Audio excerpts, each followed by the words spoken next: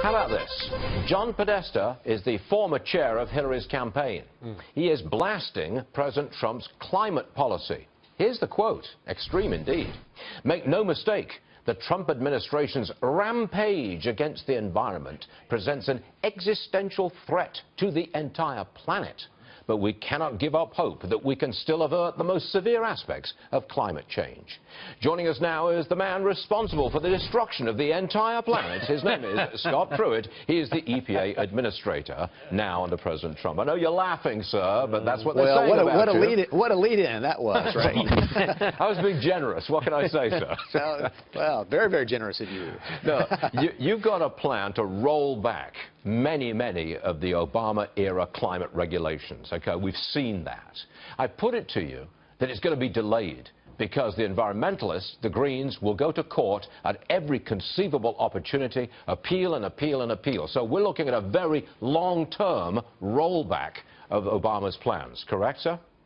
Well, when you look at the litigation historically, though, Stuart, and the litigation that has been brought against this agency historically really was based on a couple of things. One, deadlines that were not met, that were in statute, or two, the agency acting outside of the authority of Congress. And so here, you know, what we're saying is there needs to be a much more humble view of how we approach this issue, or the tools in the toolbox within the framework of the Clean Air Act.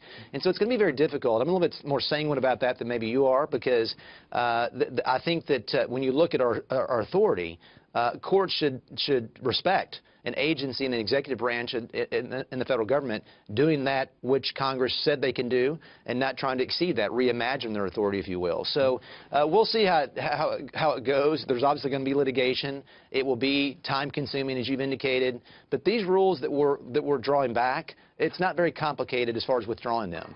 All I have to have is a reasoned basis. We have a Supreme Court stay against the Clean Power Plan. That is a very good basis with respect to using our resources wisely here at the EPA to get it right for the future. So I think we've got some good reasons why we can roll this back and roll back quickly. A lot of people were disappointed that we didn't just flat out withdraw from the Paris Climate Accord. We're still in it, I believe. Why?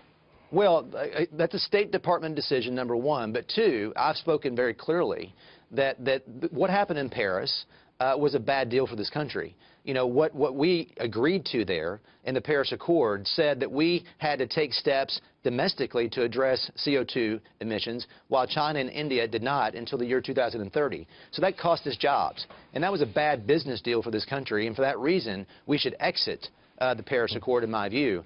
But the enforceability of that agreement, Stuart, as you know, is very questionable. It was not a treaty. And as such, I think the steps we're taking domestically are far more important to ensure that we're being pro-growth, pro-jobs, and pro-environment, and undoing the domestic unlawfulness that occurred with the last administration.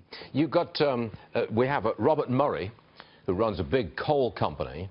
He's on record as saying that the EPA, and what the president is trying to do for the coal mining industry, quote, can't bring mining jobs back.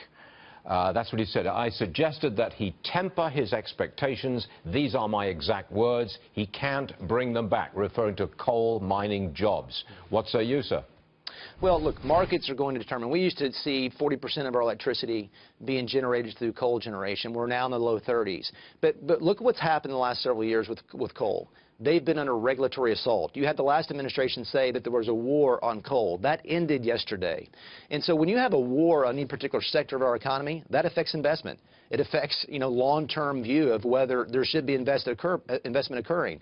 That changed yesterday. So I think we're going to see a very positive.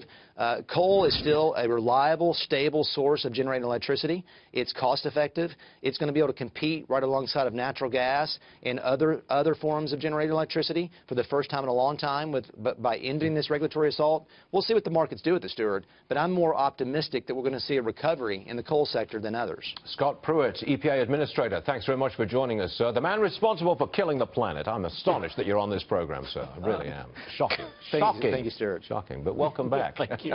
Thank you. Please come again.